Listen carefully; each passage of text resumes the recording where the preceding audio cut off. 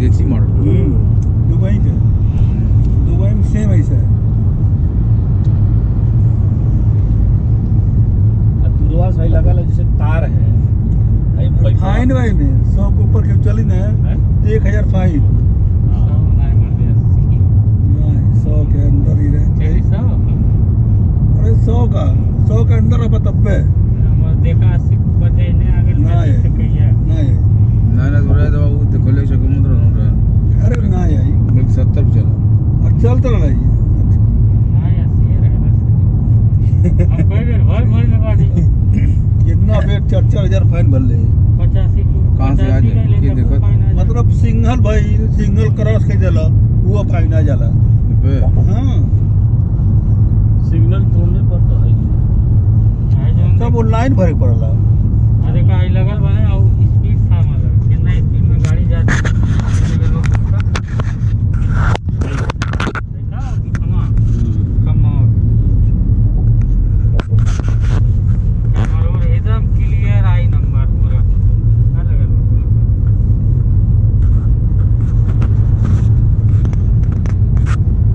गाड़ी हिसाब से रहा जैसे हम तो 100 पे जाता। अरे 100 के अंदर ही है।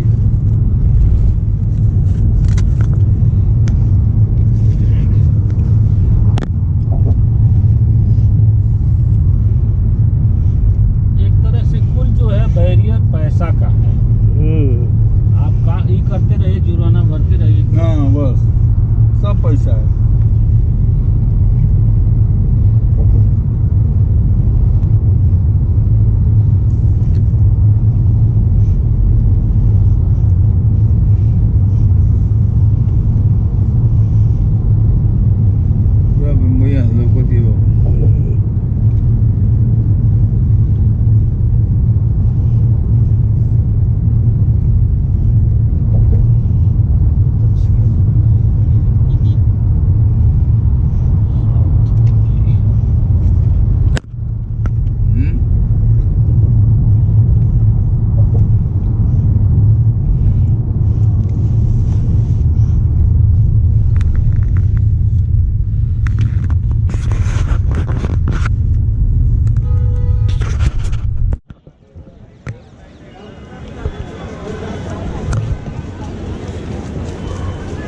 इधर भी देख लीजिए इधर भी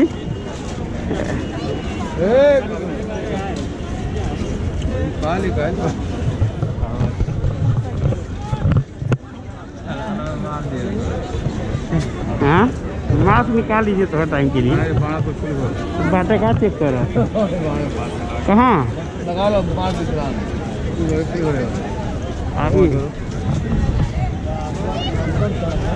आइए अंदर अंदर नहीं जाने।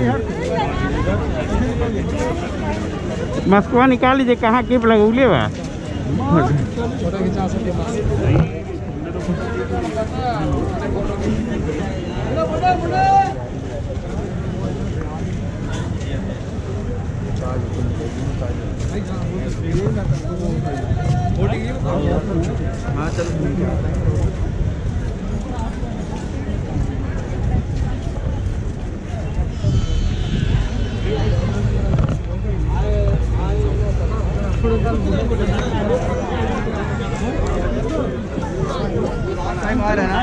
एक आइए 30 रुपया बैठो।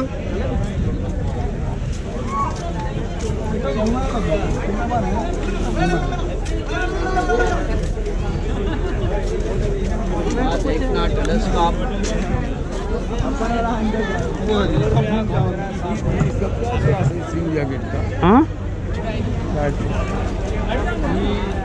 मेन ये है क्या है यार? पहले आया मतलब यही प्रवेश किया उनका अरे ये तो बारिश आ गई ज़्यादा। हाँ जाए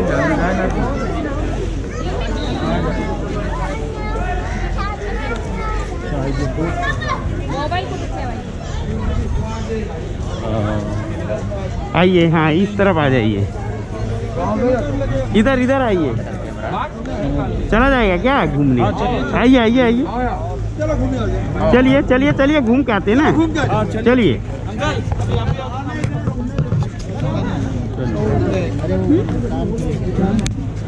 अरे पाँच पाँच में चलो 5, चलो आगे सर, दू क्या सकता है चलो आगे, चलो आगे। बिल्कुल घुमावा तो हम तो कहीं बंद भाई। भीज जाएंगे। अब नैया में बैठल जाए, वैसे छाता ले आए एक जानी में जे बच पाए बच जाए, सब नहीं बच पाई। नहीं, एक जन तो बचे।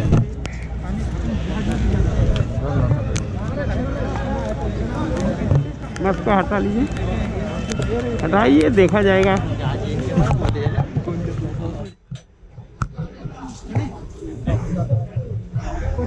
कहाँ गए आपके पुत्र? आप बैठाइए जाओ। यहाँ बैठाइए आप अरे हम खड़े रहो। चलो यहीं नीचे बैठे हैं, देखा जाएगा पानी। निकाल लो मास्क यहाँ के देखो।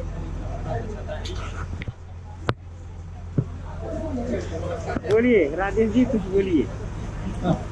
आज हम लोग ऐतिहासिक स्थल गेटवे ऑफ इंडिया पर हम लोग हैं और आज मुझे याद आ रहा है कि सबसे पहले अंग्रेज इस देश में घुसे तो इसी को गेटवे ऑफ इंडिया बोलते हैं। इसी रास्ते से अंग्रेज जो है इस देश में आए।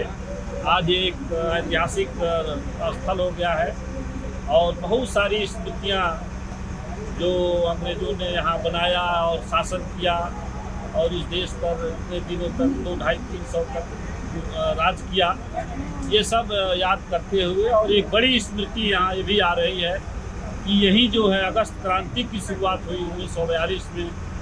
गांधी जी के नेतृत्व में भारत छोड़ो आंदोलन का शुरुआत हुआ और यही स्थल है जहाँ कांग्रेस का भी जन्म हुआ 1885 में, जहाँ से अंग्रेज के खिलाफ जो है देश समूचे देश में आवाज़ फैली कि देश जो आज़ाद हो, अपना शासन हो, अपना संविधान हो। और संविधान की जब बात आती है तो बाबा साहब अम्बेडकर जी का भी जहाँ शिक्षण दीक्षण हुआ है जस्ट बगल में ही कॉलेज भी है। तो एक ऐतिहासिक क्षण है जिस समय हम लोग जो है यहाँ आए हुए हैं, लोगों के साथ देख रहे हैं, सुन रहे हैं, तो बड़ा अच्छा है। और एक बार फिर से बाबा साहब की जो स्थापना है संविधान में, जो उन्होंने हम लोगों को दिया है मौलिक अधिकार का और लोकतांत्रिक एक स्वयं प्रभु देश का जो उन्होंने सपना देखा था, जिसमें यह देश जो है लोकतांत्रिक और यह देश जो है सेकुलर होगा, डेमोक्रेटिक होगा और यह देश जो है एक तरह से मजदूर, किसान, गरीब सबका देश होगा, सब लोग आज़ाद होंगे। यह एक संविधान की स्मृति भी बाबा साहब को याद करते हुए मुझे याद आ रही है और ऐतिहासिक क्रांति दिवस को फिर से याद करते हुए अगस्त का महीना है, सितंबर का महीना है। एक बार फिर से देश में एक नए उत्साह उल्लास के साथ नया देश निर्माण हो, डेमोक्रेटिक देश, आधुनिक देश हो, जिसमें सब लोग जो है पावरफुल हो। यह याद करते हुए हम लोग जो है यात्रा पर हैं। धन्यवाद। नमस्कार दोस्तों, मैं रमाकांत मल्ला। आज हमारे साथ विजय पासवान, भाजपा भारतीय पासी सेना के आप राष्ट्रीय अध्यक्ष हैं और तो आपका जो परिचय है, उत्तर प्रदेश में आप भाजपा में लगभग 22 सालों से कार्यरत हैं, एक कार्यकर्ता के रूप में और तमाम पदों पर आप मौजूद रहे हैं। वर्तमान में भारतीय जनता पार्टी के प्रदेश युवा मोर्चा के आप अध्यक्ष हैं, उपाध्यक्ष हैं और इनके बारे में हम जानना चाहते हैं और स्वयं इन्हीं से जानते हैं कि आप का जो राजनीतिक कैरियर कब से शुरू हुआ है और कब से आप भारतीय जनता पार्टी में आप शामिल हुए हैं और किस किस पद पर रहे हैं आप और आगे आपकी क्या योजना है, अपने बारे में पहले तो आप हमारे जो दर्शक हैं उनको संक्षिप्त जानकारी दीजिए। आपके इस कार्यक्रम के माध्यम से मैं सबको प्रणाम करता हूं, आपको भी प्रणाम करता हूं। मैं विजय पासवान, भारतीय पासी सेना का राष्ट्रीय अध्यक्ष और निवर्तमान प्रदेश उपाध्यक्ष युवा मोर्चा उत्तर प्रदेश बीजेपी का। मेरी राजनीति की शुरुआत जो 1996 से हुई है और मैं जो है 1996 में मंडल अध्यक्ष पौड़ी राम रहा हूँ जो उत्तर प्रदेश में गोरखपुर जिले में पड़ता है। सौभाग्य से मैं अपने आप को सौभाग्यशाली समझता हूँ कि मैं महाराज योगी आदित्यनाथ के जिला में पैदा हुआ हूँ। इसके लिए मैं धन्यवाद भगवान को भी देता हूँ कि ऐसे महापुरुषों के जिला में हमको पैदा किए, जहाँ से उनकी राजनीति और दिशा दशा मिलती है, आशीर्वाद मिलता रहता है। और 1996 मैंने बीजेपी ज्वाइन किया था और फिर उसके बाद जिला मंडल अध्यक्ष रहा। फिर मैं स्कूल में जब मैं पढ़ता था तो विद्यार्थी परिषद का सदस्य भी रहा हूँ यूनिवर्सिटी में। उसके बाद फिर बीजेपी में आया, मंडल अध्यक्ष रहा, फिर जिला महामंत्री रहा अनुसूचित मोर्चा का, फिर प्रदेश कार्य समिति सदस्य रहा, फिर अनुसूचित मोर्चा में क्षेत्रीय उपाध्यक्ष रहा, फिर युवा मोर्चा में प्रदेश उपाध्यक्ष रहा। तमाम पदों पर रहा हूँ और इस समय भी कोई दायित्व नहीं मिला है। और हमारे पार्टी के शीर्ष नेतृत्व जब भी जो भी जिम्मेदारी देंगे उसके लिए मैं कार्य करूँगा। वही फिलहाल मैं अभी भी अपनी पार्टी का ही सिपाही हूँ, सिपाही के रूप में कार्य कर रहा हूँ। और मेरा एक जो गैर राजनीतिक संगठन है भारतीय पारसी सेना, जिसकी बैठक किसी टीम की पूरे महाराष्ट्र की बैठक थी, उसमें मैं आया हुआ था। हम लोग की कल बैठक समाप्त हुई है और आज रविवार का दिन है। हम लोग इस ऐतिहासिक स्थल गेट ऑफ इंडिया के यहाँ आए हैं और जिसके विषय में मैंने आपसे बताया कि आगे इतिहास क्या रहा है और आज घूमने का एक सौभाग्य प्राप्त हुआ है। और मैं धन्यवाद देना चाहता हूं कि आपके इस कैमरे के माध्यम से कि रमाकांत भाई का योगदान, विपिन साहनी का योगदान, राजेश साहनी का योगदान, अभिषेक पासवान, सभी ये हमारे मित्रगण हैं, बड़े भाई हैं, सबके योगदान है यहाँ घूमने में और रहने में। मैं विजय पासवान जी से पूछना चाहता हूँ जी जी, जो भारतीय पारसी सेना है पूरे प्रदेश में आपका कितना पूरे देश में कितना शाखा है, क्या कितनी ब्रांच है और कितने लोग आपके साथ संलग्न हैं, जुड़े हुए हैं और क्या क्या कार्य कर रहे हैं, जरा इसके बारे में आप बताइए। देखिए, हमारे भारतीय पारसी सेना का संगठन का कार्य जो है 2012 से चल रहा है और लगभग 11 प्रांतों में हमारे प्रदेश अध्यक्ष बन चुके हैं। और उसमें जैसे महाराष्ट्र हुआ, बिहार हुआ, उत्तर प्रदेश हुआ, गुजरात हुआ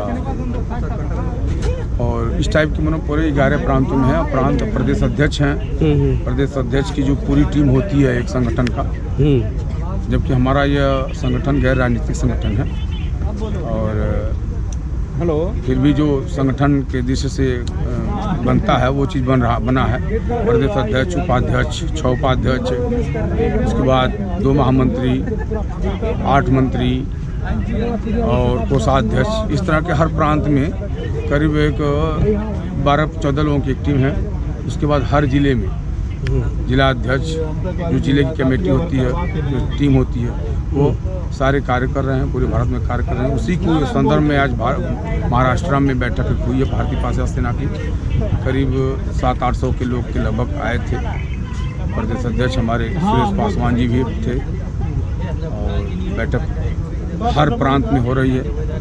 और चुनाव सामने है उत्तर प्रदेश में हमारे, क्योंकि मैं वहाँ का मूल निवासी हूँ, तो उसमें भी हमारा वो संगठन का बैठकों का काम शुरू है चुनाव के निमित्त। लेकिन हमारी गैर राजनीतिक संगठन है, हम भाजपा के सिपाही हैं। देखिए, ये शीर्ष नेतृत्व का मामला है, उसमें कुछ बोल नहीं सकते हैं। आप योगी जी के काफ़ी करीब भी रहे हैं, तो क्या मतलब चलते हैं, साथ चलते हैं, आज भी चलते हैं महाराज जी के साथ। तो ये सिलसिला तो हमारा 2002 से महाराज जी के साथ रहते हैं। 2012 से हमारा टिकट का नाम जो है लिस्ट में पैनल में जाना शुरू हुआ था और जिला, मंडल और प्रदेश तक जाता। उसके आगे शीर्ष नेतृत्व को लगता होगा कि शायद मैं नहीं लड़ पाऊँ या नहीं लड़ूंगा, या जो भी स्थिति है पैदा होती है वो उनके व्यवस्था में है, नहीं दे पाते हैं। लेकिन 2012 से मेरा नाम 2012, 2014 लोकसभा, फिर 2017 विधानसभा, फिर 2019 में लोकसभा में नाम गया, नहीं मिला।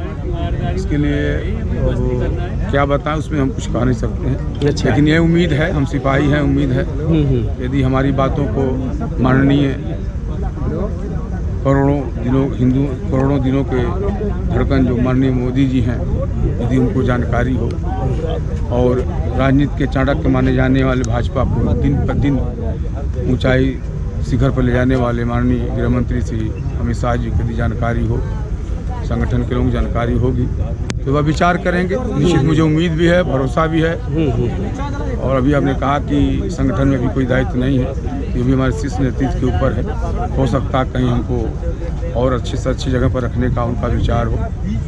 जो चूँकि भाजपा में जो भी चीज़ें होती हैं अचानक होती हैं, और भाजपा किसी एक व्यक्ति की पार्टी नहीं है, किसी एक व्यक्ति विशेष की नहीं है। राम गोविंद जी जो हमारे राष्ट्रपति हैं, ये हमारे साथ काम किए थे। ये राष्ट्रीय अध्यक्ष हैं अनुसूचित मोर्चा के, उस समय मैं क्षेत्रीय अध्यक्ष था अनुसूचित मोर्चा का। हम लोग एक साथ हिजौली में रहे हैं। राजनाथ सिंह जी राष्ट्रीय अध्यक्ष थे उस समय, और अनुराग ठाकुर जी हमारे युवा मोर्चा के राष्ट्रीय अध्यक्ष थे। तो इनको उठा करके ज़मीन से आज वहाँ तक पहुँचाया गया। तो हमारी पार्टी में ऐसा होता है, और कार्यकर्ता इस चीज़ से संतुष्ट है कि जैसा वो कर्म किया है, जैसा वो सिपाही के रूप में अपनी भूमिका निभाया है भाजपा में संगठन में, उसको उस दायित्व पर उस रूप में उस जगह उसको जगह मिलेगी। यहाँ पर ऐसा नहीं है कि ये व्यक्ति विशेष की पार्टी है, राष्ट्रीय अध्यक्ष एक ही व्यक्ति होगा, उपाध्यक्ष भी एक ही व्यक्ति होगा, ऐसा भाजपा में नहीं है। उससे हम संतुष्ट हैं। लेकिन यह माननीय लोगों को जानकारी होगी तो कहीं न कहीं अच्छा जगह हमको मिलेगा, इस बात पर पूरा विश्वास और भरोसा हो सकता है। था होई ने था है का आगे बालू निकाल के दिखाई का ये नेवी लोगों का है, इसमें सब फौज वाले हैं सब। हाँ हाँ वही अंदर में देखिए ना, अंदर सब अच्छा घर होगा। समुद्र गंग हाँ में कितना मेटीरियल है, पनिया बंदर। हाँ छावनी वहाँ बनाया छावनी यहाँ से कंट्रोल करते हैं ना, सब देखते हैं। अच्छा एक चीज है, ये अंग्रेजों का झंडा देखिए है लगा हुआ है वहाँ। अंग्रेजी बनावल, अंग्रेजी का पहले था ये, अंग्रेज का झंडा देखिए ना, इंग्लैंड का झंडा है। नहीं होना चाहिए। नहीं वो एग्रीमेंट में है, एग्रीमेंट की है ना। इसमें बोलिए ये मुझे लगता है ये गलत हुआ है। हाँ गलत है। भारत के अंदर अब अंग्रेजों का झंडा नहीं होना चाहिए, ये गद्दार रह चुके हैं। ठीक है, अरे वो भारत की सरकार का एग्रीमेंट बिल्डिंग बा अंग्रेज के ये आदमी को का जाएंगे सब अंग्रेज के पता चला तालिबान बन जाएगी सब अंग्रेजों ने ही बनाया। ये गेटवे ऑफ इंडिया उसने ही बनाया। हाँ उसी ने बनाया है। उसी समय बनाया है। ये देखिए ताजमहल है, ये वो सामने वाला ताजमहल दिख रहा है। इतना देखिए इतना अच्छा सीन।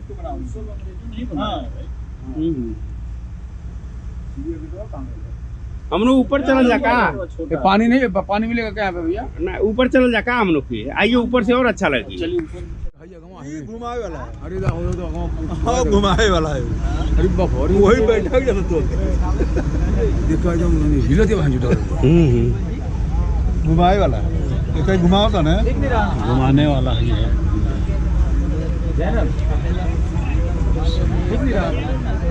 कुछ बना था, कुछ बना था।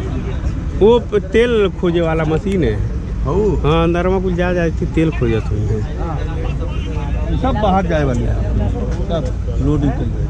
अच्छा वो उस पार भी कुछ बने हैं घर। वही तो है, वहीं जहाँ हम लोग जाते हैं ना घूमने के लिए, जो इसका बौद्ध का गुफा उफा है, तब वही तो है। और अलीबाग हुआ है, अलीबाग, अलीबाग यही पर तो समुद्र बीच बीच है ना। हाँ हाँ वो एक छोर है, अगर ये रह जा जल्दी पहुंच जाई तो ऐसे घूम के जाएंगे 2-2.5-4 घंटा लगता है, 4-5 घंटा। चलिए आप कुछ बोलिए। हाँ बोलिए। बोला देखिए सामने कन्हैया जी के आप छोटे भाई हैं, पीछे उन पार्टी से ताल्लुक रखते हैं। कन्हैया जो आज तो हम लोग जो है इधर हैं, उनके साथ आप जो है आए थे। एक अच्छा अवसर है, मौका है यहाँ ये दृश्य देखने का। और यहाँ आने पर दरअसल देश का जो पूरा इतिहास है वो एकदम अपने सामने आ जाता है। ये बम्बई का जो नाविक विद्रोह हुआ था आज़ादी के दौरान, नाविक विद्रोह बहुत बड़ा विद्रोह इस देश में हुआ था। शुरुआत उसकी है इसकी। और वो नाविक विद्रोह का जिस तरह से दमन हुआ, और फिर जो है नाविक विद्रोह के समय में जिस तरह से बुनकरों का बम्बई बहुत बड़ा बुनकर आंदोलन हुआ।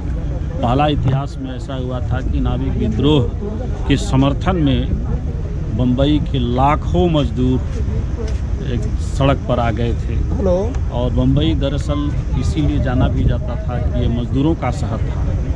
और यहाँ से मजदूरों के बनाए हुए बस विदेश जाते थे, इंग्लैंड जाता था। कच्चा माल यहाँ था, वहाँ से फिर बना हुआ माल आता था। तो ये बम्बई तो ऐसा नगर है यहाँ आने पर पूरा इतिहास का पन्ना खुलने लगता है। और ये एक तरह से देश की आर्थिक राजधानी भी मानी जाती है। और ये एक आज का जो दौर है, आज का जो ये है, इस आर्थिक राजधानी को भी एक तरह से कहा जाए कि भारत की जो अर्थव्यवस्था है, जो भारत की स्थिति है इस समय, ये आर्थिक राजधानी भी अपने विकास को एक तरह से अवरुद्ध दिखता है। यहाँ जो लाखों लोग जो काम करते थे वो आज हमको लगता है कि काम बंद है। जिस तरह से भारत की अर्थव्यवस्था है, भारत की अर्थनीति है, जो भारत सरकार की दिशा है, वो दिशा लग रहा है कि धीरे धीरे व्यापक बड़े व्यापक पैमाने पर जो है लोगों की छटनी, लोगों की बेकारी, लोगों की बेरोजगारी ये बढ़ रही है। लेकिन मुझे लगता है कि जो भारत की राजधानी है, एक बार फिर अपने नए स्वभाव में, नए स्वरूप में, नए तरंगों के साथ, नए उमंगों के साथ एक बार फिर से विश्व के मानचित्र पर आएगी। और यहाँ जो भी कामगार और मेहनतकश आवाम है वह एक बार फिर से अपने इतिहास को दोहराते हुए एक नए भारत के निर्माण में लगेगी, समाज को नया दिशा देगी, देश को नया दिशा के रास्ते पर ले जाएगी।